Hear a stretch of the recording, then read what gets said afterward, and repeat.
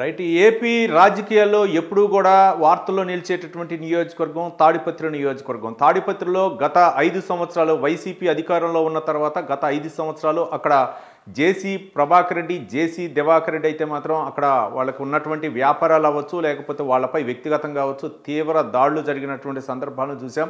అంతేకాకుండా వాళ్ళు జేసీ ట్రావెల్స్ ఏదైతే ఉందో వాళ్ళ వాహనాలన్నీ కూడా సీజ్ చేయటం, మరోపక్క వైసీపీ అయితే మాత్రం టార్గెట్గా పెట్టి ఒక కేసు మీద బయటకు వస్తే మళ్ళీ ఇంకొక కేసు వేసి వాళ్ళని ఇబ్బందులకు గురి చేసినటువంటి సందర్భాలు చూసాం. దీంతోనే మాజీ ఎమ్మెల్యే అలాగే తాడిపత్రి మున్సిపల్ చైర్మన్ జేసీ ప్రభాకర్ రెడ్డి అయితే మాత్రం గతంలో చాలా వైసీపీపై తీవ్ర ఆరోపణలు చేశారు. అయినా సరే వైసీపీని తట్టుకొని నిలబడ్డారు. ఒకానొక దశలో రాజకీయాల నుంచి విరమించుకుందామన్నటువంటి సందర్భం కూడా వచ్చింది. అలాగే జేసీ ప్రభాకర్ రెడ్డి కుమారుడు జేసీ అస్మిత్ రెడ్డిపై కూడా పలు రకాల కేసులు వేధింపులకు గురి చేయడం జరిగింది.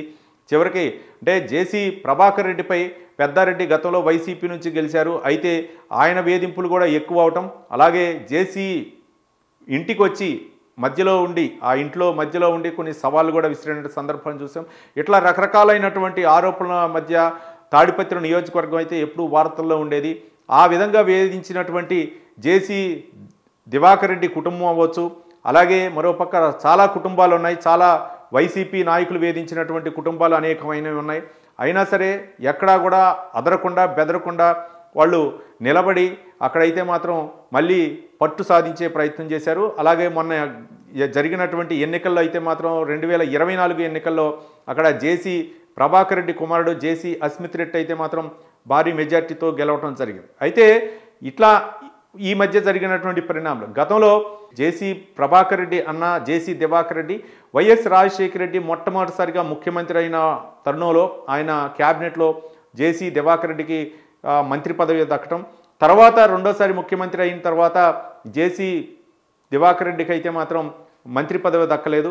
ఈ నేపథ్యంలో ఇంత వైఎస్కి వీళ్ళకి ఇంత సన్నిహిత భావం ఉన్నటువంటి తరుణంలో తర్వాత ఉమ్మడి ఆంధ్రప్రదేశ్లో ఉన్నటువంటి జరిగినటువంటి పరిణామాలు, తర్వాత విడిపోయిన తర్వాత ఆయన తెలుగుదేశం జేసీ దివాకర్ రెడ్డి తెలుగుదేశంలోకి రావటం, ఆయన పార్లమెంటుగా మెంబర్గా గెలుపొందటం, అలాగే జేసీ దివాకర్ రెడ్డి అయితే మాత్రం పార్లమెంటు మెంబర్గా గెలుపొందటం, తర్వాత జేసీ ప్రభాకర్ రెడ్డి తాడిపత్రి నియోజకవర్గ ఎమ్మెల్యేగా గెలుపొందటం జరిగినటువంటి పరిణామాలు.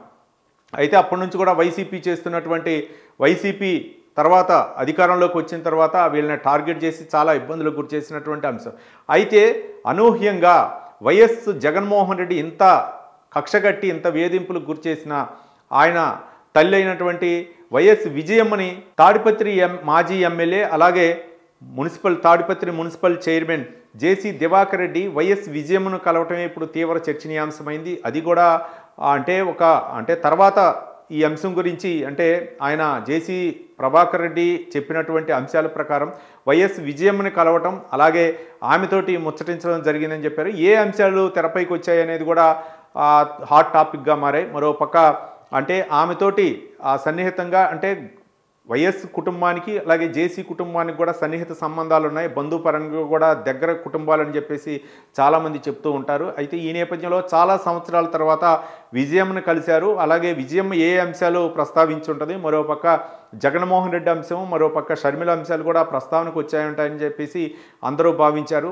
మరోపక్క ఏ అంశాలు చర్చలకు వచ్చి ఉంటాయంటే కంపల్సరిగా జగన్ చేసినటువంటి అరాచకం అవ్వచ్చు, లేకపోతే జగన్ పెట్టినటువంటి ఇబ్బందులు అవ్వచ్చు, అవి కూడా చర్చకు వచ్చి ఉంటాయని చెప్పేసి చాలామంది మాట్లాడుకుంటున్నారు. కానీ ఈ తరుణంలోనే అంతా అయిపోయిన తర్వాత జేసీ ప్రభాకర్ రెడ్డి అయితే మాత్రం ఒక ట్వీట్ ద్వారా చెప్పారు. అంటే ఈ రాజకీయాల్లో ఈ హాట్ కామెంట్స్ ఎక్కువ అవడంతో ఆయన ఒక ట్వీట్స్ అయితే మాత్రం చివరిసారిగా చేశారు. అదేంటంటే వైఎస్ ఒక ఆసుపత్రికి వెళ్ళినప్పుడు వైఎస్ విజయమ్మ కూడా ఒక ఆసుపత్రి లాంచ్లో వెయిట్ చేస్తున్నారు, కాబట్టి నాకు తెలిసి నేను ఆమెను కలవటం జరిగింది, యోగక్షేమాలు తెలుసుకున్నాం తప్ప ఎలాంటి రాజకీయ ప్రాధాన్యత లేదు మా భేటీకి అని చెప్పేసి ఆయన అయితే మాత్రం జేసీ ప్రభాకర్ రెడ్డి అయితే మాత్రం వివరణ ఇచ్చారు.